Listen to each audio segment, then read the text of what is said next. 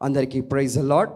యేసుక్రీస్తు వారి అతి శ్రేష్టమైన నామములో అందరికీ నా శుభాభివందనాలు తెలుపుతున్నాను. మరి యొక్క చక్కని సమయంలో దేవుని వాక్యాన్ని మనము చూసుకుందాం. గిదియోను చేసిన యుద్ధము. ఈ యొక్క యుద్ధం గురించి మనము కొన్ని నిమిషాలు మనము ధ్యానిద్దాం.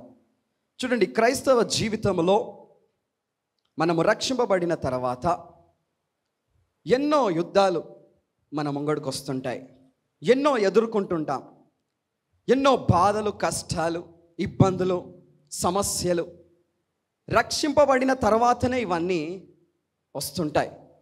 లోకపరంగా సాతానుగాడు ఏదో విధంగా శోధించడం, ఆరోగ్య విషయంలో కదా, ఎన్నెన్నో కష్టాలు. మరి ముఖ్యంగా ఈ శరీరముతోని కదా, ఆత్మ శరీరము కదా, తరచుగా ఎన్ని ఉన్న శరీరంతోని మనకి ఎన్నో బాధలు రక్షింపబడిన తర్వాత కదా. సాతానుగాడు శోధిస్తుంటున్నాడు భయంకరంగా కదా. అందుకోసమే శరీరేచ్ఛలను మనం చంపుకోవాలి, శరీరేచ్ఛలను మనం విడిచిపెట్టాలి. ఒక్కసారి నువ్వు రక్షణ పొందుకున్న తర్వాత ఎన్నో యుద్ధాలను నువ్వు జయించాలి. దేవుడు మన పట్ల ఉండి జయిస్తాడు. ఆయన మనతో నుండి విజయం ఇస్తాడు. హల్లెలూయా, హల్లెలూయా. నిజమే, లోకంలో మరి యుద్ధాలకు వెళ్ళే వాళ్ళని మనం చూస్తుంటాం. సైనికులు ఏమేమి పట్టుకుంటారు? సైనికులు పురాణ కాలంలో ఖడ్గము, కత్తి కదా, షీల్డ్, అదేవిధంగా బాణము కదా, ఎన్నో విధాలుగా గుర్రాల మీద ఎక్కి మరి వాళ్ళు పోరాడేవారు. కానీ ఈ కాలంలో guns, protection, bombs, different type of సైనికులు ఉన్నారు, సోల్జర్స్. చెప్పగలుగుతారా ఎవరెవరు? ఆర్మీ, ఇంకా ఏ ఆర్మీ? భారతదేశంలో డిఫరెంట్ టైప్ ఆఫ్ ఆర్మీస్ ఉన్నారు. చూడండి, మొట్టమొదటిగా నేను చెప్తాను. కాశ్మీర్ దగ్గర వాళ్ళు కాపుదల కాస్తారు కదా, ప్రొటెక్షన్ చేస్తారు. They are the soldiers. వాళ్ళ ప్రాణాలు తెగించి భారతదేశాన్ని కాపాడతారు. అదొక ఆర్మీ. మరియు ఇంకొకటి నేవీ. వాళ్ళు ఎక్కడుంటారో తెలుసా? సముద్రం మధ్యలో. వాళ్ళు పైకి కనిపించారండి, లోపట ఉంటారు. సముద్రములో లోపట ఉంటారు. పెద్ద ఓడ. ఎక్కడ శత్రువులు సముద్రము నుండి వస్తారో అని సముద్రంలో ఉండి నావీ వాళ్ళు ప్రొటెక్షన్ చేస్తారు. దాని తర్వాత ఎయిర్ ఫోర్స్ కదా, ఎయిర్ ఫోర్స్ వాళ్ళు కూడా డిఫరెంట్ టైప్ ఆఫ్ ఆర్మీ. మరి ముఖ్యంగా మనకి రక్షణ కూడా ఇస్తారు. ఎవరో తెలుసా? పోలీస్ వాళ్ళు కదా, వాళ్ళని కూడా ఆర్మీ అనుకోవచ్చు. చూడండి, there are different type of armies in the world కదా. Different type of armies, soldiers, protection చేసేవారు, రక్షణ కల్పించేవారు మనకి, మానవులకి. కానీ ఒక్కసారి నువ్వు రక్షణ పొందుకున్న తర్వాత నీవు సాతానుతోని పోరాటం చేస్తుంటావు. చూడండి, నువ్వు ఒక్కసారి దేవుణ్ణి సొంత రక్షకుడుగా నువ్వు పొందుకున్న తర్వాత సాతానుతో యుద్ధం చేస్తుంటావు. ఏ విధంగా యుద్ధం చేస్తావండి? చూడండి, ప్రార్థనతోని, వాక్యముతోని, దేవుడిచ్చిన జ్ఞానము ద్వారా కదా, దేవుడిచ్చిన జ్ఞానము ద్వారా మనము జయిస్తాము. చూడండి నా ప్రియ సంగమా, ఈ యొక్క చక్కని సమయంలో పరిశుద్ధాత్మ దేవుడు గిదియోను చేసిన యుద్ధాన్ని గురించి మాట్లాడబోతున్నాడు. ఏ విధంగా ఆయనను ఎన్నుకున్నాడు, ఏ విధంగా ఆయనను మరి ఆ యుద్ధంలో గెలిచాడు, ఆ యుద్ధము ద్వారా ఇజ్రాయెల్ ప్రజలను ఏ విధంగా రక్షించాడో గిదియోను ద్వారా మనము నేర్చుకోబోతున్నాం. గిదియోను చేసిన యుద్ధము చాలా గొప్పది, చాలా గొప్పది. చూడండి, నేను లాస్ట్ వీకే నేను చెప్పాను న్యాయాధిపతుల గ్రంథం గురించి. అది 350 చరిత్ర ఉన్నది దానికి, 350 years చరిత్ర ఉన్నది దానికి. అందులో ఇజ్రాయెల్ ప్రజలు చేసిన బహుఘోరమైన పాపములను బట్టి దేవుడు వాళ్ళని శత్రువుల చేతికి అప్పగించాడు. కొన్నిసార్లు దేవుడు చెప్పిన మాట వినకుండా, దేవుడు చెప్పిన మాటను చేయకుండా శత్రువులతోని సహవాసము చేస్తారు. చూడండి, ఇంచుమించు ఆల్మోస్ట్ ఆ 21 chaptersలో 350 చరిత్ర ఉన్నది. ఆ చీకటి దశ వాళ్ళకి. ఈ దేవుడు చెప్పిన మాటని అంగీకరించలేదు ఇజ్రాయెల్ ప్రజలు. తరచుగా పాపము చేస్తూనే ఉన్నారు. వాళ్ళు మొరపెట్టుచుండగా మళ్ళీ దేవుడు వాళ్ళ పాపాలను క్షమించి దగ్గరకు తీసుకుంటున్నాడు. చూడండి, ఇజ్రాయెల్ ప్రజలు చేసిన పాపము వల్ల ప్రజలకందరికీ, అక్కడున్న ఇజ్రాయెల్ ప్రజలు మంచి వారికి కూడా కష్టాలు వచ్చేస్తున్నాయి. దేవుని మాట వినకుండా ప్రవర్తిస్తున్నారు. చూడండి, ఆ సమయంలో దేవుడు ఇజ్రాయెల్ ప్రజల నుండే ఒక వ్యక్తిని ఎన్నుకుంటున్నాడు. మరి ముఖ్యంగా ఆ ఇజ్రాయెల్ ప్రజలకు ఎందుకు ఆ శ్రమ వచ్చింది? ఎలాంటి శ్రమ వచ్చిందంటే, ఇజ్రాయెల్ ప్రజలు చేసిన దుష్ట కార్యములను బట్టి, పాపములను బట్టి దేవుడు వారిని మిద్యానీయుల చేతికి అప్పగించాడు. భయంకరమైన పాపములను బట్టి వాళ్ళని శత్రువుల చేతికి అప్పగించాడు. అప్పగించిన తర్వాత ఈ మిద్యానీయులు, అమేలీకులు వీళ్ళిద్దరు కలుసుకొని ఇజ్రాయెల్ ప్రజల మీదకి దండయాత్ర చేశారండి. భయంకరంగా హింసిస్తూ, భయంకరంగా వాళ్ళు పండించే పంటల నుండి, చూడండి, ఆ గోధుమలనే కానీ వాళ్ళు దోచుకొని వెళ్ళిపోతున్నారు. వాళ్ళ పశువులను దోచుకొని వెళ్ళిపోతున్నారు. వాళ్ళ ఎద్దులను దోచుకొని వెళ్ళిపోతున్నారు. వాళ్ళ ఒంటెలను కూడా దోచుకొని వెళ్ళిపోతున్నారు ఈ యొక్క శత్రువులు. చూడండి, ఎలాంటి భయంకరమైన స్థితి వచ్చింది. ఐగుప్తు పట్టణము నుండి, ఐగుప్తు దేశము నుండి ఆల్మోస్ట్ 430 years దేవుడు వాళ్ళని విడిపించి ఆయన నడిపించాడు. కానీ ఇజ్రాయెల్ ప్రజలు మాత్రము దేవుని మాట వినకుండా వాళ్ళు ప్రవర్తిస్తున్నారు. అందుకోసమే శత్రువుల చేతిలో వాళ్ళు బాధపడుతున్నారు. వాళ్ళు పండించే పంటల నుండి వాళ్ళు తినలేకపోతున్నారు. చూడండి, వాళ్ళు పండించే పంటల నుండి ఆ గోధుమలనే కానీ లేదా ఏ పంటనో తినలేకపోతున్నారు. వాళ్ళు శత్రువులు దోచుకొని వెళ్ళిపోతున్నారు. వాళ్ళతో పాటు అమాలికులు కూడా కలిసిపోయారు. వాళ్ళిద్దరూ మరి ఇజ్రాయెల్ ప్రజల మీదకి వచ్చి భయంకరంగా దోచుకుంటున్నారు. చూడండి నా ప్రియ సంగమా, దేవుడు వాళ్ళని విడవలేదు. ఇజ్రాయెల్ ప్రజలు దేవుడిని విడిచారు, కానీ దేవుడు మాత్రము వారిని విడవలేదు. చూడండి, దేవుడు ఈ స్థితిని బట్టి నిన్ను ఎన్నుకోలేదు. గమనించాలి, ఈ స్థితిని బట్టి నిన్ను ఎన్నుకోలేదు. ఎప్పుడో నిన్ను ఎన్నుకున్నాడు ఈ స్థితిలో నువ్వు ఉంటావని. హల్లెలూయా, హల్లెలూయా. చూడండి, గమనించాలి. అది ఇజ్రాయెల్ ప్రజల విషయంలో కూడా అదే జరుగుతుంది.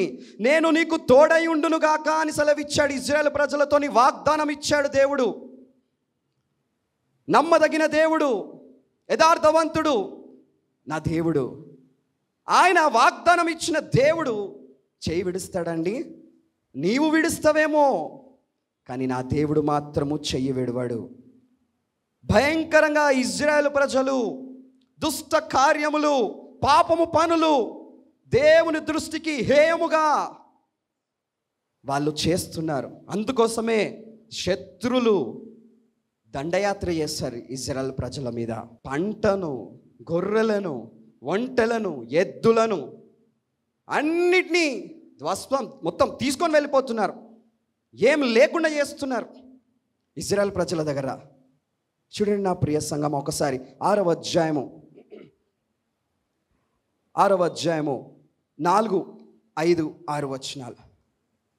వారి ఎదుట దిగి గాజాకు పోవునంత దూరము భూమి పంటను పాడు చేసి ఒక గొర్రెను గాని ఎద్దును గాని గాడిదను గాని జీవన సాధనమైన మరి దేనిని గాని ఇజ్రాయేలుకు ఉండనీయలేదు. వారును వారి ఒంటెలను లెక్కలేకయుండెను. దేశమును పాడు చేయుటకు వారు దానిలోనికి వచ్చిరి. ఇజ్రాయేల్ మిద్యానీయుల వలన మిక్కిలి హీన దశకు వచ్చినప్పుడు వారు యెహోవాకు మొరపెట్టిరి. చూడండి, జీవన సాధనం అంటే బ్రతకడానికి ఉన్న వస్తువులన్నిటినీ తీసుకొని వెళ్ళిపోతున్నారు శత్రువులు. హీన దశకు వచ్చేశారు, మిక్కిలి హీన దశకు వచ్చేశారు. దేశమును పాడు చేస్తున్నారు వాళ్ళు. మిద్యానీయులు దేశమును పాడు చేస్తున్నారు. మిక్కిలి హీన దశకు వచ్చేశారు ఇశ్రాయేలు ప్రజలు.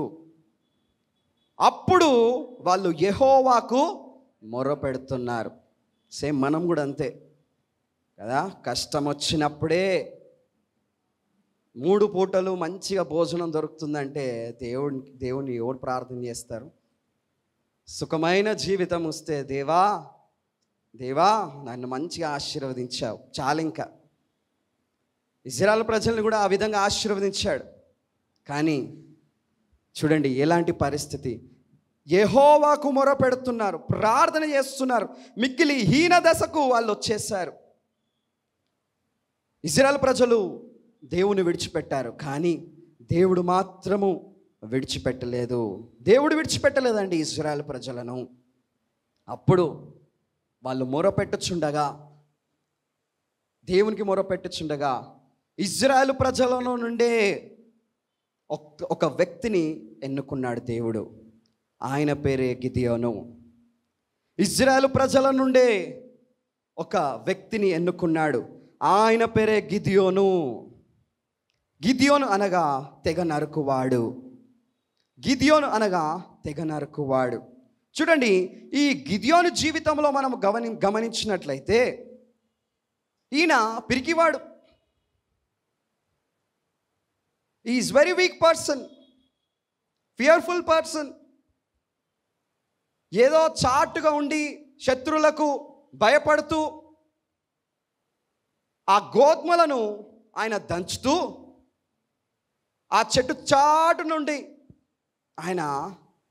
ఆయన కుటుంబానికి ఆ గోధుమలను ప్రిపేర్ చేసుకొని ఇంటికి వెళ్ళి కుటుంబాన్ని సాదుకోవాలని కొంచెం చాటుగా చెట్టు చాటున ఉండి తీసుకువెళ్దామని ఆయన ప్లాన్ చేసుకుంటున్నాడు, ప్రిపేర్ చేసుకుంటున్నాడు ఈ యొక్క గిద్యోను. అప్పుడు దేవుని దూత ఆయనకి ప్రత్యక్షమైంది. హల్లెలూయా. దేవుని దూత ఎన్నిసార్లు ఉన్నది న్యాయాధిపతుల గ్రంథంలో? ఎన్నిసార్లు? 20 times, 20 సార్లు దేవుని దూత అని పరిశుద్ధాత్మ దేవుడు ఈ యొక్క పరిశుద్ధ గ్రంథంలో రాయించాడు. మరి ముఖ్యంగా ఆది కాండము నుండి మలాకి వరకు ఎన్నిసార్లు? 80 times, 80 సార్లు. చూడండి, దేవుని దూత గిదియోనుకు ప్రత్యక్షమైంది. చూడండి, మనం చదువుకుందాం ఇప్పుడు 11th, 12th, 13th verse. యెహోవా దూత వచ్చి అబీయజ్రీయుడైన యోవాషునకు కలిగిన ఓఫ్రాలోని మస్తకి వృక్షము క్రింద కూర్చుండెను.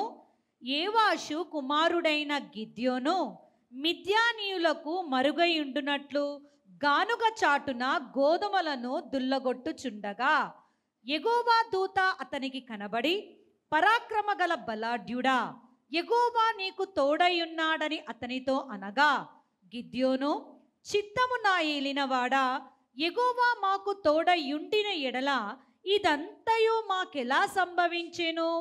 యెహోవా ఐగుప్తులో నుండి మమ్మను రప్పించెనని చెప్పుచు మా పితరులు మాకు వివరించిన ఆయన అద్భుత కార్యములను ఏమాయెను? యెహోవా మమ్మును విడిచిపెట్టి మిద్యానీయుల చేతికి మమ్మును అప్పగించినని అతనితో చెప్పెను. Praise the lord. చూడండి, యోయాషు కుమారుడైన గిదియోను అనగా నిస్పృహ నిరాశ కలిగిన పుట్టిన కుమారుడు ఈ యొక్క గిదియోను. అదేవిధంగా మస్తకి వృక్షము అనగా బలము, స్ట్రెంగ్త్. చూడండి, ఈ చెట్టు వెనుకల ఉండి ఈయన గోధుమలను దంచుతున్నాడు కుటుంబాన్ని కాపాడుకోవడానికి, తినడానికి. ఎందుకంటే శత్రువులు భయంకరంగా వచ్చి దోచుకొని వెళ్ళిపోతున్నారు. ఇజ్రాయెల్ ప్రజల నుండి మరి ఎద్దులనే కానీ, ఒంటెలనే కానీ, ధాన్యాన్నే కానీ ప్రతి ఒక్కటి ధ్వస్తము చేసి వాళ్ళు శత్రువులు ఎత్తుకొని వెళ్ళిపోతున్నారు. అందుకోసమే నిస్పృహగా ఆ దుమ్ములో, ఆ ధూళిలో చెట్టు వెనుకల, బలమైన చెట్టు వెనుకల ఆయన గోధుమలను దంచుకుంటున్నాడు దాచుకొని. చూడండి, అప్పుడు యెహోవా దూత అతనికి కనబడి ఏమంటున్నాడు? పరాక్రమము గల బలాఢ్యుడా. చూడండి, భయముతో గోధుమలను ఆయన దంచుకుంటున్నాడు. పిరికివాడు, ఆ ఇజ్రాయెల్ ప్రజలు ఒక్కోడు, ఏం తెలీదు, భయపడేవాడు కదా. కానీ దేవుడేం సెలవిస్తున్నాడు? పరాక్రమము గల బలాఢ్యుడా, యెహోవా నీకు తోడైయుండును. ఎస్, ఎన్నిక లేని వాడిని దేవుడు ఎన్నుకుంటున్నాడు. పిరికివాడు, ఎన్నిక లేనివాడు, బలము లేనివాడు, మనిషి కుటుంబంలోనే పేదవాడు, ఈజ్ అ వెరీ లీస్ట్, అందరికంటే చిన్నవాడు, పేదవాడు, ఏం తెలీదు. కానీ యెహోవా దూత అతనికి కనబడి పరాక్రమము గల బలాఢ్యుడా, నేను నీకు తోడై ఉన్నాను అని సెలవిస్తున్నాడు. హల్లెలూయా, హల్లెలూయా. చూడండి, నిస్పృహగా ఉంటున్నాడు ఆ దుమ్ము ధూళిలో. కానీ దేవుడు గిదియోనును ఎన్నుకుంటున్నాడు. గిదియోనుతో దేవుని దూత వచ్చి మాట్లాడుతున్నాడు. ఏమని మాట్లాడుతున్నాడు? చూడండి, గిదియోను, నేను నీతోని ఉంటానయ్యా, నువ్వు యుద్ధాన్ని చేయాలి, ఇజ్రాయెల్ ప్రజల్ని నువ్వు రక్షించాలి, నీవే నాయకుడివి అని దేవుని దూత గిదియోనుతో చెప్తుంటే గిదియోను ఆశ్చర్యపడి, యెహోవా మాకు తోడై ఉన్నాడా. చూడండి, ఎందుకు అన్నాడో తెలుసా? వీళ్ళ కష్టాలను చూసి, మా పితరులు చెప్పారు నాకు మీ గురించి, ఐగుప్తు నుండి మమ్మల్ని విడిపించావు, అనేక అద్భుత కార్యాలు చేశావు, అనేక మహత్కార్యాలు చేశావు, కానీ చివరికి ఏమైంది? శత్రువుల సైన్యానికే అప్పగించారు. ఏంటి పరిస్థితి? నాతోని తోడై ఉంటానని సెలవిచ్చావు, పరాక్రమము గల బలాఢ్యుడని మాట్లాడుతున్నావు. నేను ఒక పిరికివాణ్ణి, నేను ఒక దుమ్ము ధూళి లాంటి వాణ్ణి, నిస్పృహగా నేను ఉంటున్నాను, నిరాశగా నేను ఉంటున్నాను, నా పనేదో నేను చేసుకుంటున్నాను, గోధుమలను దంచుకుంటా, నన్నెందుకు నువ్వు ఎన్నుకుంటున్నావు? నీ గురించి నేను విన్నాను, విడిపించావు, పితరులు మాకు చెప్పారు, బట్ స్టిల్ వై? నిజమే, పనికిరాని వ్యక్తిని కదా, పనికిరాని వ్యక్తిని దేవుడు పనికొచ్చే పాత్రగా చేస్తున్నాడు. హల్లెలూయా, హల్లెలూయా. దరిద్రుడు కానీ దేవుడు పనికొచ్చే వాడిగా చేస్తున్నాడు. మన జీవితంలో కూడా, మన జీవితం అయిపోయింది అనుకుంటాము, మన జీవితం నాశనం అయిపోయింది అనుకుంటాము, ఇక నా జీవితం ఇంతేనా, బాగుపడదా అని అనుకుంటాము, నా కుటుంబం ఇంతేనా, ఆర్థికంగా ఆశీర్వదింపబడదా అనుకుంటాము. కానీ దేవుడు మాట్లాడుతున్నాడు ఈ సమయంలో. ఆ దినమున గిదియోనుతోని మాట్లాడినట్టు, పరాక్రమము గల బలాఢ్యుడా, ఆయన సెలవిచ్చినట్లు ఈ సమయంలో నా కుమారి, నా కుమారుడా, నేను నీతో ఉంటాను, నీకు తోడుగా ఉంటాను, నీకు అండగా ఉంటాను అని దేవుడు మాట్లాడుతున్నాడు. గిదియోనుతోని మాట్లాడిన దేవుడు ఇక్కడ కూడా మీతోని మాట్లాడుతున్నాడు. నా ప్రియ సంగమా, దేవుడు అనేక అద్భుత కార్యాలు చేసే గొప్ప దేవుడు. చూడండి, నేను వీక్ పర్సన్ అయ్యా, నాకు ఏం తెలీదు, కానీ నువ్వే కావాలి నాకు కదా, నీవే కావాలి నాకు. నీవు ఎవరివి? బిరుదు కూడా ఇచ్చాడు. నీవు ఎవరివి? పరాక్రమము గల బలాఢ్యుడు. లాస్ట్ వీక్ యెఫ్తాను కూడా అదే విధంగా పిలిచాడు కదా. ఏమని పిలిచాడు? పరాక్రమము గల బలాఢ్యుడు. అదే బిరుదు గిదియోనుతోని కూడా మాట్లాడుతున్నాడు. కాబట్టి నా ప్రియ సంగమా, భయపడకండి, దిగులు పడకండి, జడియకండి. దేవుడు నీతోనున్నాడు. దేవుడు నీ పట్ల గొప్ప విజయాన్ని ఇస్తాడు. గిదియోనుతోను మాట్లాడుతూ, నీవు ఇజ్రాయేలు ప్రజలను నీవు రక్షిస్తావు, కాపాడుతావు అని గిదియోనుతో చెప్తుంటాడు. అప్పుడు గిదియోను ఆశ్చర్యపడ్డాడు. అరే, నేనేంటి, నేను రక్షించడం ఏంటి అని గిదియోను ఆశ్చర్యపడ్డాడు. గిదియోన్కి ఇంకొక పేరు కూడా ఉన్నది.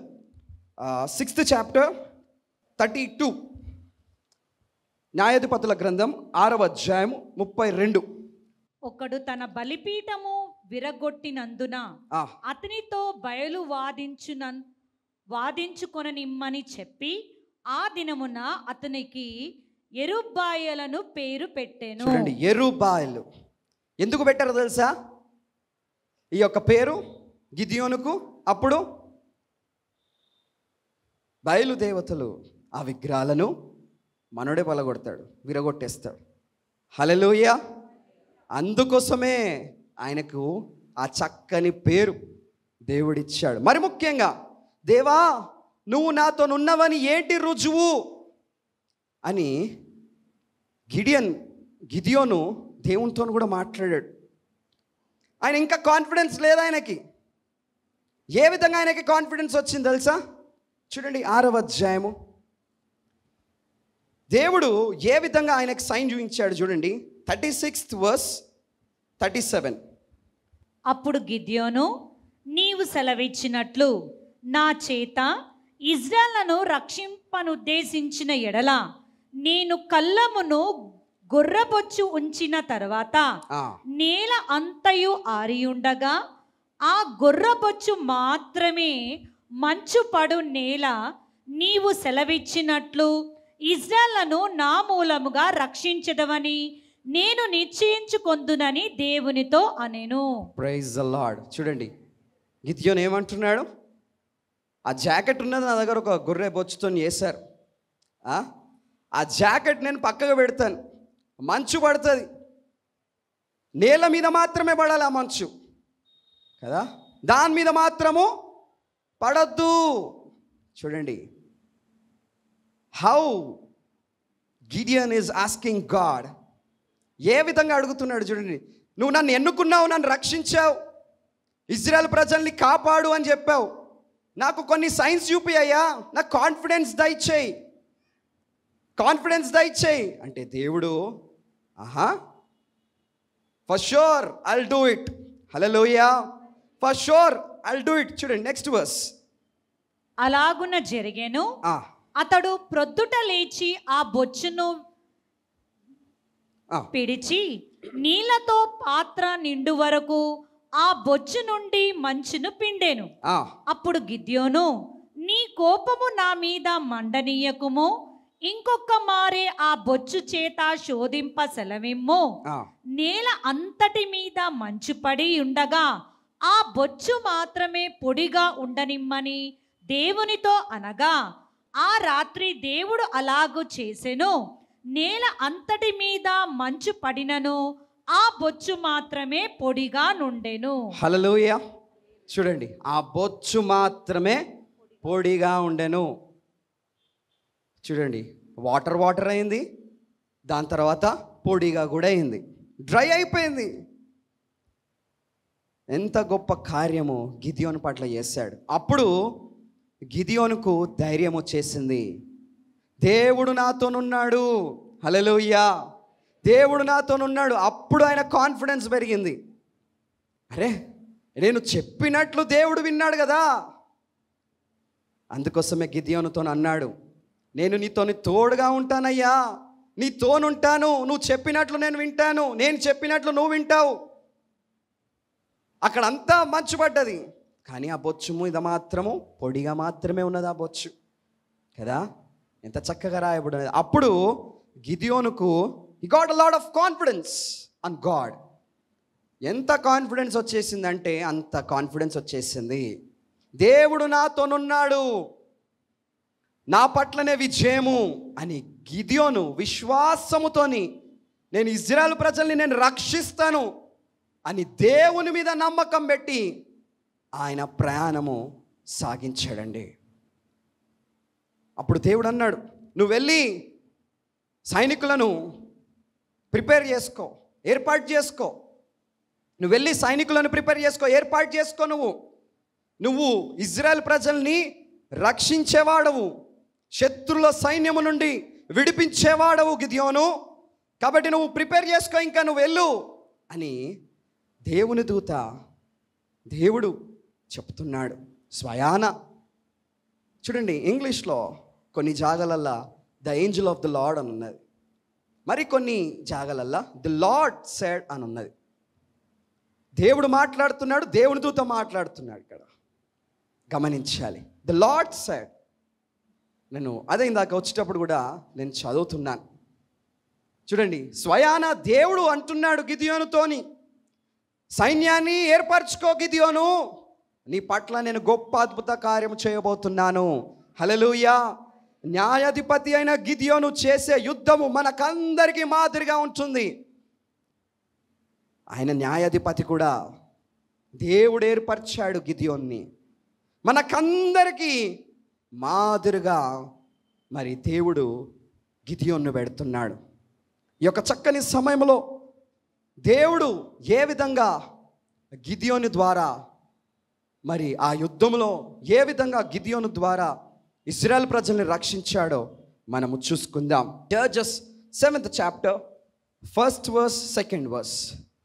అప్పుడు యెరుబ్బయలు అనగా గిద్యోనును అతనితోనున్న జనులందరూ వేకువన లేచి హరోదు బావి యొద్ద దిగగా లోయలోని మోరే కొండకు ఉత్తరముగా మిద్యానీయుల దండుపాలెము వారికి కనబడేది. చూడండి, ఇక్కడ బావి దగ్గర గిదియోను సైన్యము చూస్తున్నారు. ఎవరిని? మిద్యానీయులు. చూడండి, చక్కగా అక్కడ కనబడుతున్నారు. ఎవరికి? గిదియోను సైన్యముకు. సైన్యాన్ని ఏర్పరచుకొని ఈ స్టార్టెడ్ హిస్ జర్నీ. వారికి సిద్ధపడ్డాడు. వాళ్ళు ప్రయాణం అవుతుండగా మిద్యానీయుల దండ, ఆ సైన్యము అక్కడ వాళ్ళకి కనబడుతుంది. 2nd verse. యెహోవా, నీతోనున్న జనులు ఎక్కువ మంది, నేను వారి చేతికి మిద్యానీయులను అప్పగింప తగదు. ఇజ్రాయేలు నా బాహుబలము నాకు రక్షణ కలగజేసుననుకొని నా మీద అతిశయించుదురేమో. కాబట్టి నీవు ఎవడు భయపడి వణుకుచున్నాడో వాడు త్వరపడి గిలాదు కొండ విడిచి తిరిగి వెళ్ళవలనని జనులు వినునట్లుగా ప్రకటించుమని గిద్యోనుతో సెలవిచ్చెను. అప్పుడు జనులలో నుండి 22,000 మంది తిరిగి వెళ్ళిపోయిరి. 4th verse. 10,000 మంది నిలిచి ఉండగా.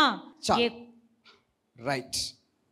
చూడండి, ఇక్కడ మనం చూస్తున్నాం 2వ అధ్యాయంలో ఇజ్రాయేలు ప్రజలు బాహుబలము రక్షణ వాళ్ళకి కలిగిస్తాడేమో అని, ఆ యుద్ధంలో వాళ్ళు గెలుస్తారనేసి అతిశయపడతారని. చూడండి, దేవుడు ఆ జనుల నుండి తక్కువ చేసేసే అంటున్నాడు. ఏ జనులు? గిదియోను ఎన్నుకున్న సైనికులు. అనగా ఎంతమంది ఉన్నారు ఈ సైనికులు? గమనించాలి. ఎంతమంది? 10,000 మంది ఉన్నారు 4వ వచనంలో. 3వ వచనంలో 22,000 మెంబర్స్ ఉన్నారు. రైట్ కదా? గమనించాలి ఇక్కడ మరొకసారి. మూడవ వచనంలో 22,000 మందిని దేవుడు వద్దన్నాడు కదా. మనం కౌంట్ చూసుకుందాం. 22,000 మంది ప్లస్ 10,000 మంది ఎంత? 32,000 మెంబర్స్, సైనికులు కదా. 32,000 మంది సైనికులలో నుండి దేవుడు తక్కువ చేసేసే గిద్యోను అంటున్నాడు. ఎందుకు తక్కువ చేసేసే అంటున్నాడంటే శత్రు సైన్యం ఎక్కువ ఉన్నదా అని ఆలోచిస్తే లేదండి, శత్రు సైన్యం ఎక్కువ లేదు, బహుగా ఎక్కువ ఉన్నది, ఇంతకు మించిన ఎక్కువ ఉన్నది. ఎంతనో తెలుసా? మొట్టమొదటిగా 7వ అధ్యాయము 12వ వచనాన్ని మనము చదువుకుందాం. మిద్యానీయులను అమాలేకీయులను తూర్పు వారున లెక్కకు మిడతల వలె ఆ మైదానంలో పరుండియుండిరి. అమ్మో, మిడతల వలె మైదానంలో పండుకొని ఉన్నారంట. వారి ఒంటెలు సముద్ర తీరమందున్న ఇసుక రేణువుల వలె లెక్కలేనివై ఉండెను. లెక్కలేనివై ఇసుక రేణువలే ఒంటెలు ఉంటున్నాయంట సముద్ర తీరమున. అంటే 32,000 కంటే ఎక్కువ మంది ఉన్నారు శత్రు సైన్యము. ఇప్పుడు కౌంట్ మనం చూసుకుందాం. 8వ అధ్యాయము 10వ వచనము. అప్పుడు జెబహాను సల్మానియును వారితో కూడా వారి సేనలను, అనగా తూర్పు జనుల సేనలన్నిటిలో మిగిలిన ఇంచుమించు 15,000 మంది మనుషులందరూ కర్కోరులో నుండిరి. కత్తి దూయుట 120,000 మంది మనుషులు పడిపోయిరి. చూడండి, 15,000 మెంబర్స్ ఉంటున్నారు మీద. కత్తి దూట 1,20,000 మంది ఉంటున్నారు. 15,000 ప్లస్ 1,20,000 ఎంత? 1,35,000. వాహ్! గిద్యోను అనుకున్నాడు, 32,000 మంది సైనికులు నాకున్నారు, నేను వార్ గెలవచ్చు, ఇజ్రాయెల్ ప్రజలు ఎక్కడ అతిశయపడతారో అని దేవుడు ఆ మందిలో నుండి, ఆ సైనికుల నుండి నువ్వు తక్కువ చేసేసాయి అంటున్నాడు. మనం కౌంట్ చూసాం కదా, ఎందుకయ్యా కౌంట్ తక్కువ చేయంటున్నాడు దేవుడు? బహుశా గిద్యోనుకి డౌట్ రావచ్చు కదా. చూడండి ఎంతమంది ఉన్నారు శత్రువులు? 1,35,000 మంది. సరే, 1,35,000 మంది ఉన్నారు. అందులో 32,000 తీసేసేయండి. ఎంత? 1,03,000. సగంలో సగం కూడా లేరండి గిద్యోను సైన్యము. గిద్యోను ఆర్మీ సగంలో కూడా సగం లేరు. దేవుడేంటి తక్కువ చేయమంటున్నాడు అని మనం ఆలోచిస్తే, దేవుడు ఏమని చెప్పాడంటే గిద్యోనుకు, అయ్యా గిద్యోను, ఆ 32,000 మందిల నుండి నువ్వు ఫిల్టర్ చేసేసాయి, అనౌన్స్మెంట్ చేయి. ఏ విధంగా అనౌన్స్మెంట్ చేయి అనంటే, ఎవరైతే భయపడుతురో, ఎవరైతే వణుకుతురో వాళ్ళను నువ్వు పంపించేయి ఇంటికి అని అంటున్నాడు. భయముతో వణుకుతో ఎవరైతే శత్రువులను చూస్తూ ఉంటున్నారో వాళ్ళ అవసరం లేదు నాకు. Get them out, kick them out. నేను కూడా అంటాను, పిరికివారు దేవునికి ఇష్టం లేదు. పిరికివారు దేవునికి ఇష్టం లేదు. సేమ్ అదే దేవుడు కూడా గిద్యోనుతో మాట్లాడుతున్నాడు. ఏమంటున్నాడంటే, వణుకుతూ పిరికివారు భయముతో ఎవరైతే బాధపడుతున్నారో, శత్రు సైన్యమును చూసి వణుకుతున్నారో వాళ్ళని పంపించేసాయి, ఫిల్టర్ చేసేసాయి, 32,000 మందిలో నుండి ఖాళీ చేపించేసాయి అని ఒక అనౌన్స్మెంట్ గిద్యోను చెప్పగానే ఎంతమంది వెళ్ళిపోయారు? 22,000 మెంబర్స్ వెళ్ళిపోయారు. హల్లెలూయా. అరే ఎఫ్తైంది హల్లెలూయా అంటున్నాడు అనుకోవచ్చు. ఎందుకంటే వాళ్ళు భయపడుతున్నారు, వణుకుతున్నారు. దేవునికి అవసరం లేదు. అందుకోసమే ఫిల్టర్ చేసేస్తాడు దేవుడు. ఫిల్టర్ చేయగానే 22,000 మంది వెళ్ళిపోయారండి. అనౌన్స్మెంట్ చేయగానే వాళ్ళు వెళ్ళిపోయారు. అప్పుడు ఎంతమంది అయ్యారు? 10,000 మంది. 10,000 మంది కదా. ఇప్పుడు మనం కౌంట్ చేసుకుందాం. 1,35,000 మందిలో నుండి 10,000 మందిని తీసేసేయండి. ఎంతమంది? ఎంత? 1,25,000. 10,000 మంది ఒక్కొక్కరిని చంపినా సరిపోదు. మొదటి పరీక్ష గిద్యోనుకు సైన్యానికి పెట్టాడు దేవుడు. పెట్టగానే 22,000 మంది వెళ్ళిపోయారండి, వెళ్ళిపోయారు. అప్పుడు 10,000 మంది మిగిలారు. ఆ 10,000 మంది మిగిలిన తర్వాత దేవుడు మాట్లాడుతున్నాడు గిద్యోనుతోను. ఏమని మాట్లాడుతున్నాడంటే, గిద్యోను 22,000 మంది వెళ్ళిపోయారు కదా, ఇప్పుడు 10,000 మంది ఉన్నారు కదా, నాకు ఆ 10,000 మంది కూడా అవసరం లేదు. రెండో పరీక్ష, ఈ 10,000 మందిలో నుండి కూడా నువ్వు ఫిల్టర్ చేయాల నువ్వు అని గిద్యోనుతోను దేవుడు మరలా మాట్లాడుతున్నాడండి. గిద్యోనుతోను దేవుడు మరలా మాట్లాడుతున్నాడు. 10,000 మంది ఉన్నారు, ఆ 10,000 మందిలో నుండి కూడా నువ్వు ఫిల్టర్ చేసేసేయాలి నువ్వు. నాకు ఆ 10,000 మంది కూడా అవసరం లేదు అని దేవుడు మాట్లాడడం ప్రారంభించాడు. చూడండి, దేవుడు చెప్పిన మాటను గిద్యోను వింటున్నాడు. దేవుడు చెప్పిన మాటను గిద్యోను వింటున్నాడు. చూడండి, 4వ వచనాన్ని మనం చదువుకుందాం. 10,000 మంది నిలిచి ఉండగా యెహోవా, ఈ జనులింకా ఎక్కువ మంది నీళ్ల యొద్దకు వారిని దిగచేయుము, అక్కడ నీ కొరకు వారిని శోధించెదను. ఇతడు నీతో కూడా పోవలనని నేను ఎవని గూర్చి చెప్పుదునో వాడు నీతో పోవలను. ఇతడు నీతో పోకూడదని ఎవని గూర్చి నీతో చెప్పుదునో వాడు పోకూడదని గిద్యోనుతో సెలవిచ్చెను. Praise the lord. చూడండి, దేవుడు ఆజ్ఞ ఇస్తున్నాడు గిద్యోనికి. నీతోను ఎవరు రావాలో, నీతోని ఎవరు ఆ యుద్ధంలో పాలు పొందాలో, నీతోని ఎవరు శత్రువుల సైన్యము నుండి ఇజ్రాయెల్ ప్రజలను రక్షించాలో నేను ఎన్నుకుంటాను. నేను చెప్పినట్లు నువ్వు చేయి. ఆ 10,000 మందిలో నుండి కూడా నువ్వు ఫిల్టర్ చేయి.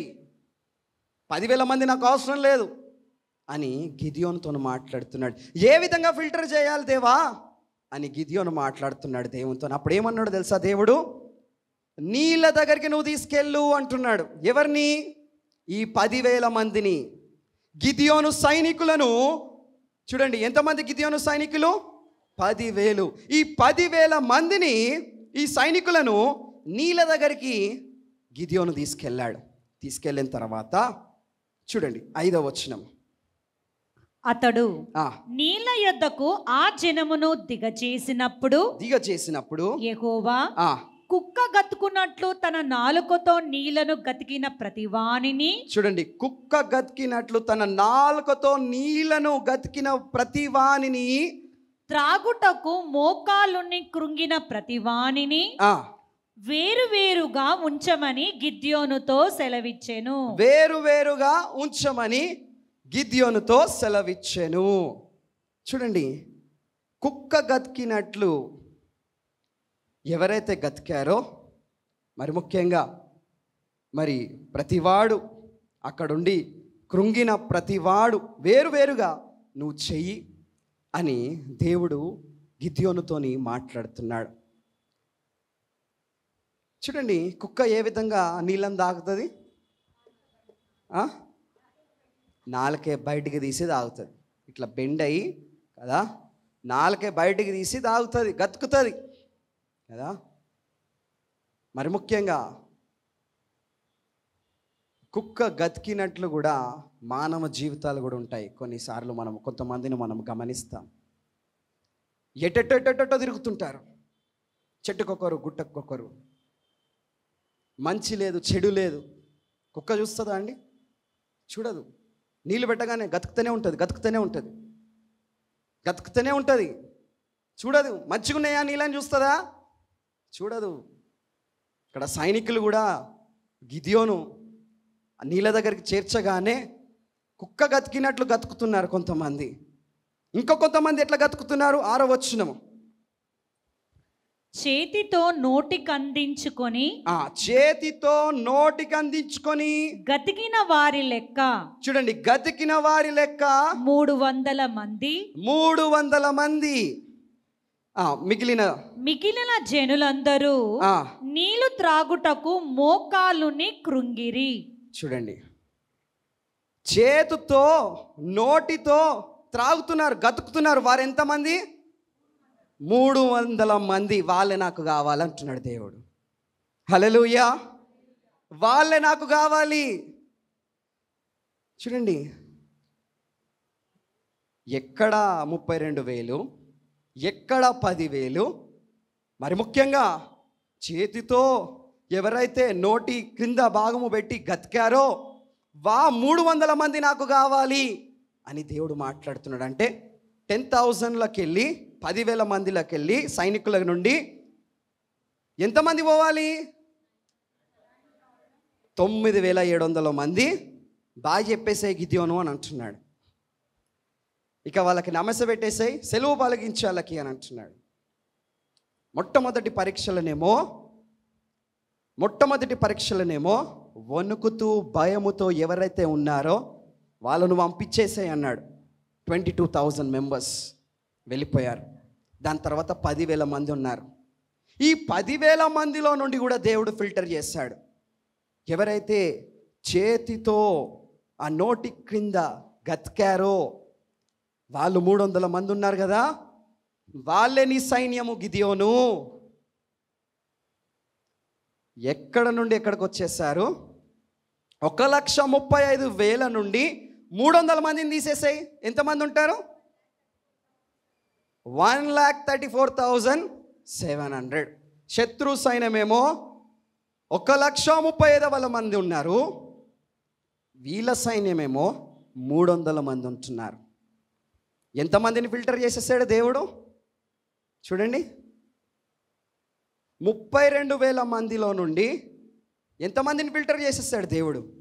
లాస్ట్కి ఎంతమంది మిగిలారు? 300 మంది మిగిలారండి. దేవుడు వాళ్ళని ఎన్నుకున్నాడు. ఆ సైన్యంలో, ఆ యుద్ధంలో గిద్యోను ఎడల ఇజ్రాయెల్ ప్రజలను రక్షించడానికి ఆ 300 మందిని ఎన్నుకున్నాడు. దేవుడు మాట్లాడుతున్నాడు గిద్యోనుతోని. దేవుడు ఏ విధంగా చెప్తాడో అదే విధంగా గిద్యోను చేస్తున్నాడు. ఆయన మాట కాదనకుండా, దేవుని మాట కాదనకుండా గిద్యోను నడుస్తున్నాడు. కొన్నిసార్లు మనము దేవుని మాటను వినము, త్రోవ తప్పిపోతాము. చూడండి, ఇజ్రాయెల్ ప్రజలు అదే విధంగా తప్పిపోయారు. కానీ దేవుడు నమ్మదగిన దేవుడు, నా దేవుడు. ఇజ్రాయెల్ ప్రజలు విడిచిపెట్టారేమో దేవుణ్ణి, కానీ దేవుడు మాత్రము ఇజ్రాయెల్ ప్రజలను విడిచిపెట్టలేదు. గిద్యోను ఎన్నుకొని ఇజ్రాయెల్ ప్రజలను విడిపించడానికి, ఆ మిదానీయుల చేతిలో నుండి, అమాలికుల చేతిలో నుండి రక్షించడానికి గిద్యోన్ని ఒక పాత్రగా వాడుకుంటున్నాడు. చూడండి నా ప్రియ సంగమా, ఇప్పుడు ఆ 300 మందితోని నేను యుద్ధం చేస్తానని అంటున్నాడు.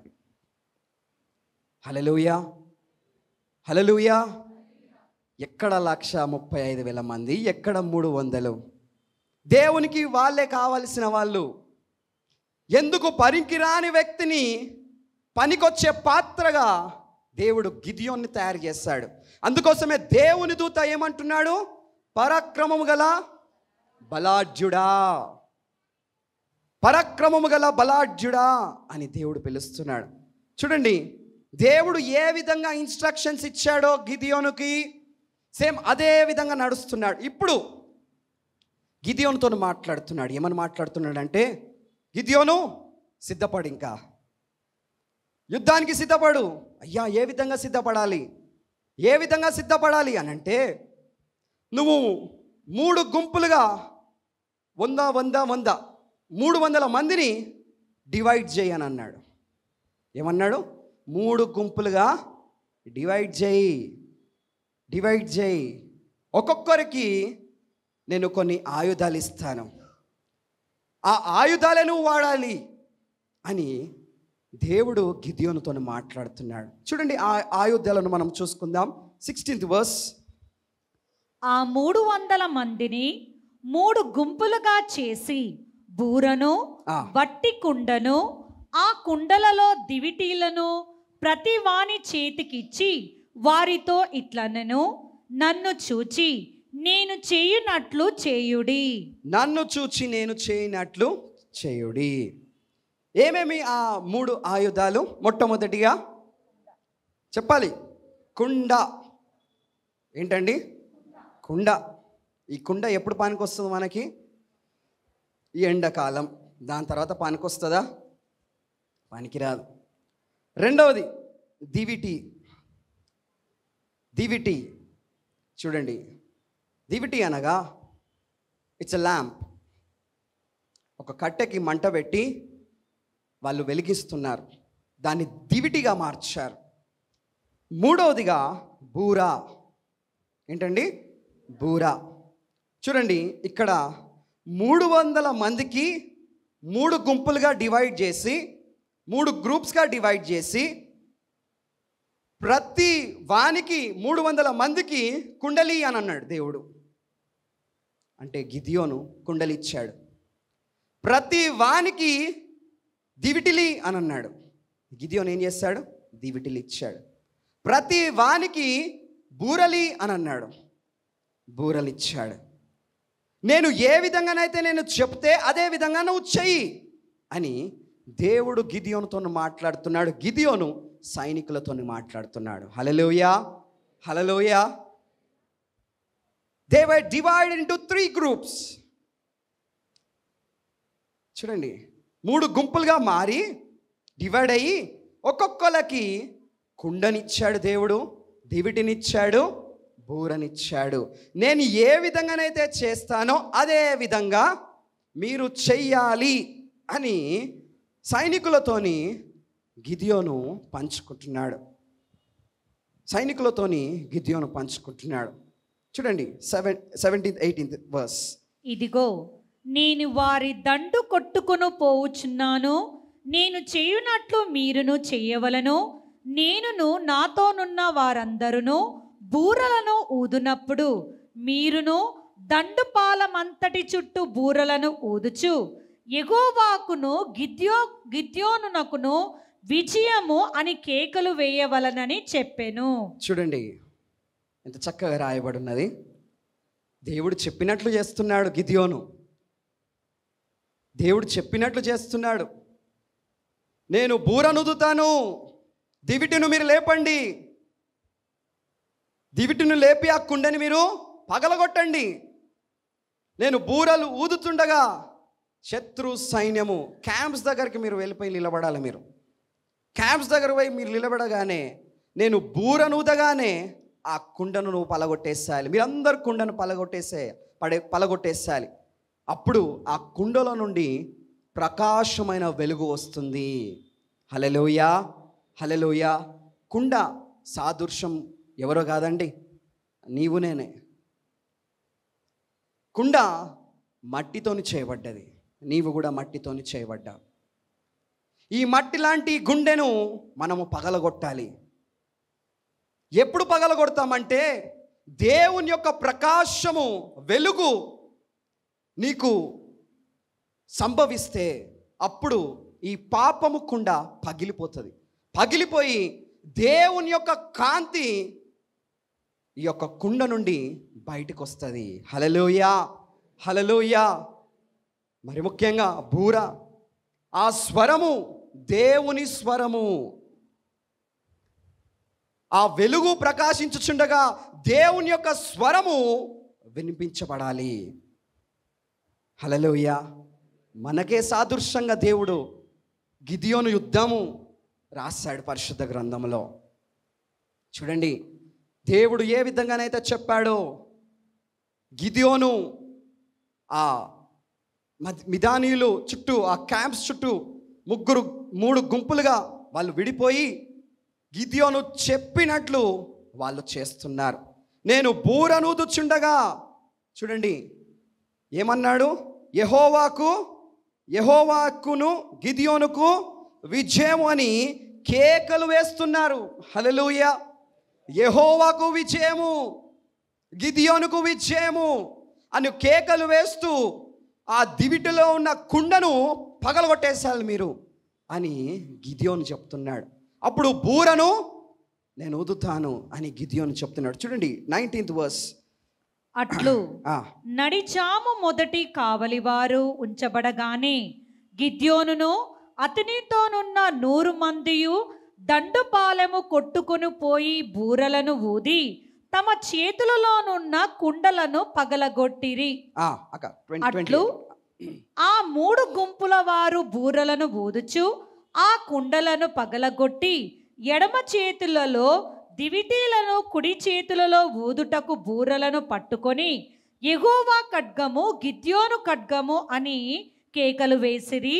వారిలో ప్రతివాడును తన చోటున దండు చుట్టూ నిలిచి ఉండగా ఆ దండు వారును పరిగెత్తుచు కేకలు వేయుచు పారిపోయిరి. కేకలు వేయుచు పారిపోయిరు.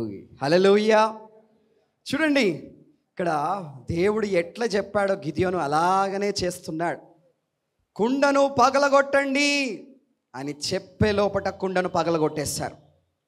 నేను బూరనుదుతుంటాను. ముందుకు ఆ దండు, ఆ ఒక శత్రులు సైన్యం ఉంటారు కదా, క్యాంప్స్ వేసుకొని అక్కడికి మనం నడుస్తూ వెళ్ళాలి. కుండను పగలగొట్టగానే ఆ వెలుగు కాంతి ప్రకాశం అవుతుంది. అప్పుడు మనుషులు కనిపించరు, వెలుగు మాత్రమే కనిపిస్తుంది. మనుషులు కనిపించరు, వెలుగు మాత్రమే కనిపిస్తుంది. గమనించాలి. బూరనూదుచు ఆ 300 మంది గుంపులుగా విడిపోయి శత్రు సైన్యము మీదకి వాళ్ళు అటాక్ చేస్తున్నారు. కత్తులున్నాయా? గన్స్ ఉన్నాయా? ఖడ్గాలున్నాయా? బాణములున్నాయా? లేదండి, ఏం లేవు. 3 ఆయుధాలే: కుండ, దివిటి, బూర. మరి ముఖ్యంగా ఆ 3 ఆయుధాల నుండి ఒకటి పలగొట్టేస్తారు. అప్పుడు 2 ఉన్నాయి: వెలుగు, బూర. చూడండి, ఆ కాంతిని చూస్తూ, ఆ స్వరమును వింటూ కేకలు వేస్తున్నారు ఈ యొక్క గిద్యోను సైన్యము. ఏమని వేస్తున్నారు? యెహోవా ఖడ్గము, గిద్యోను ఖడ్గము. అందరం ఒకసారి అందామా? యెహోవా ఖడ్గము, గిద్యోను ఖడ్గము, యెహోవా ఖడ్గము, గిద్యోను ఖడ్గము. వాళ్ళు కేకలు వేస్తున్నారు అని కేకలు వేయిచుండగా ప్రతి వాడు ఆ దండలో నుండి పారిపోతున్నారు, చనిపోతున్నారు. కేకలు వేస్తుండగా 1,35,000 మందికి మతి స్థిమితం అయిపోయింది. వాళ్ళే చంపేసుకుంటున్నారు, పారిపోతున్నారు. హల్లెలూయా, హల్లెలూయా. ఎంత గొప్ప విజయము దేవుడు గిద్యోను పట్ల ఇస్తున్నాడు చూడండి. ఈ మిద్యానీయులు, అమోలికులు వీళ్ళందరూ ఏకమై అక్కడ ఉన్నారు మంచిగా. ఈ యొక్క 300 మందిని చూసి, ఆ కేకను చూసి, ఆ దేవుని వెలుగును చూసి పారిపోయారు, పరిగెత్తారు, కేకలు వేస్తున్నారు. చూడండి, దేవుడు గొప్ప విజయము గిద్యోనికి ఇచ్చాడు. హల్లెలూయా, హల్లెలూయా. నిస్పృహ, నిరాశతోని ఉన్నాడు, దుమ్మి ధూళిలో ఉన్నాడు, చెట్టు చాటున దాచుకొని గోధుమలను దంచుతున్నాడు. దేవుని యొక్క దూత ప్రత్యక్షమై పరాక్రమము గల బలాఢ్యుడా అని గిద్యోనుతో మాట్లాడి, ఇజ్రాయేలు ప్రజల్ని నువ్వు రక్షించేవాడు, చూడండి శత్రు సైన్యము నుండి నువ్వు తీసుకొస్తావాలని అని దేవుడు సెలవిచ్చాడు. నేను నీకు తోడై ఉండాను అని దేవుడు సెలవిచ్చాడు. దేవుని మాటకి అంగీకరించి ఆ యుద్ధములో చూడండి 32,000 మంది కాదు, 10,000 మంది కాదు, కేవలము 300 మందితోని గొప్ప విజయము దేవుడు గిద్యోనికి ఇచ్చాడు. హల్లెలూయా, హల్లెలూయా. చూడండి, గిద్యోన్ జీవితంలో దేవుడు గొప్ప కార్యము చేశాడు. ఒక న్యాయాధిపతిగా ఆయన ఇశ్రాయేలు ప్రజలకు ఉన్నాడు. గొప్ప విజయము గిద్యోనికి ఇచ్చాడు. అలాంటి విజయము నీకు కూడా ఇవ్వబోతున్నాడు దేవుడు. హల్లెలూయా. నీ జీవితంలో కూడా ఎన్నో కష్టాలు, నష్టాలు, బాధలు, ఇబ్బందులు, వ్యాధులు, కృంగిపోయి బాధతో ఎన్నో ఎన్నో ఎన్నో యుద్ధాలు చేస్తున్నావేమో, కానీ దేవుడు నిన్ను రక్షిస్తున్నాడు, దేవుడు నిన్ను కాపాడుతున్నాడు. ఆయన నీకు తోడుగా ఉన్నాడు కాబట్టి నీ జీవితంలో, నీ కుటుంబంలో గొప్ప విజయాన్ని దేవుడు ఇవ్వబోతున్నాడు. హల్లెలూయా, హల్లెలూయా. గిద్యోనుకి ఇచ్చిన దేవుడు విజయము నీకు కూడా ఈ రోజు నుండి ఇస్తున్నాడు. నమ్మిన వారందరూ హల్లెలూయా అనాలా. హల్లెలూయా, హల్లెలూయా. పరిగెత్తారండి, కేకలతోని పరిగెత్తారు, కేకలతోని పరిగెత్తారు, పారిపోయారు వాళ్ళు. ఆ సమయంలో గిద్యోను సైన్యము గెలిచింది, ఇజ్రాయెల్ ప్రజలను రక్షించాడు. గిద్యోను, నా దేవుడు నమ్మదగిన దేవుడు, మాట తప్పని దేవుడు, యథార్థవంతుడు, న్యాయవంతుడు నా దేవుడు యేసయ్య. నా ప్రియ సంగమా, చూడండి, ఇజ్రాయెల్ ప్రజలు అప్పుడు గిద్యోన్ను రాజుగా చేద్దామనుకున్నారు. అయ్యా నువ్వు రాజుగా ఉండు అని అంటే, నేను రాజుగా ఉండను, నేను రాజుగా ఉండను, దేవుడే is the only ruler, is the only ruler for us అని గిడియోన్ అన్నాడు. ఆయనే పరిపాలించే దేవుడు, నీకు నాకు తోడుగా ఉంటాడని ఇజ్రాయెల్ ప్రజలతో అన్నాడు. ఇంచుమించు 40 years, 40 సంవత్సరాలు ఇజ్రాయెల్ ప్రజలకి యుద్ధాలు లేవు, ఏం లేవు. పీస్, శాంతిగా ఇజ్రాయెల్ ప్రజలు ఉన్నారండి. హల్లెలూయా, హల్లెలూయా. ఎందుకు పనికిరాని వ్యక్తిని పనికొచ్చే పాత్రగా నా దేవుడు మరి బిరుదిచ్చాడు. పరాక్రమము గల బలాఢ్యుడా అని బిరుదిచ్చి గిద్యోన్ని న్యాయాధిపతిగా చేసి ఆ స్థానంలో కూర్చోబెట్టాడు. హల్లెలూయా, హల్లెలూయా. దేవుడు ఈ సమయంలో నీ హృదయాన్ని చూస్తున్నాడు. నీకు కూడా గొప్ప విజయం కలుగుతుంది. ప్రతి విషయంలో నీవు చేస్తున్న ప్రార్థనలో దేవుడు గొప్ప విజయం ఇచ్చునుగాక. హల్లెలూయా, హల్లెలూయా. దేవుడి వాక్యాన్ని దీవించి ఆశీర్వదించునుగాక.